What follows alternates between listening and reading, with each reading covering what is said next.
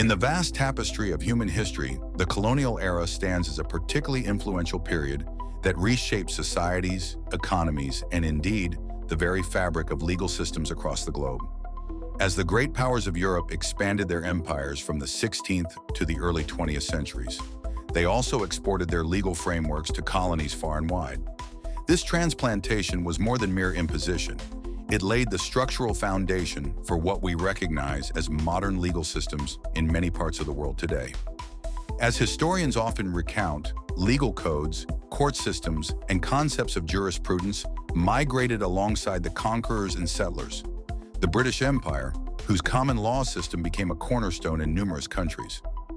This system, marked by its reliance on precedent and judicial decisions, was indelibly inscribed into the native legal landscapes of colonies such as India, Canada, Australia, and parts of Africa. The colonial administrators established courts, drafted new statutes, and thereby initiated a legal metamorphosis that endured well past the twilight of British colonial rule. In contrast, the French expanded a civil law system, a codified body of law readily adopted in colonies like Algeria, Senegal, and Vietnam. This Napoleonic code emphasized written laws and comprehensive legal codes, an antithesis to the case-based approach of common law. Civil law from the colonial era still fundamentally guides these nations' judicial doctrines.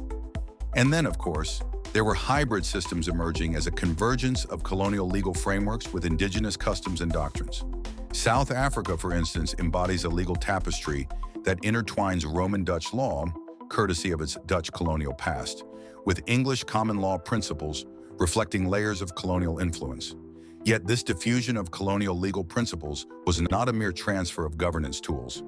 It introduced profound changes in societal norms and dynamics. Concepts of property rights, penal codes, and contractual obligations underwent transformations that mirrored European ideologies and economic imperatives.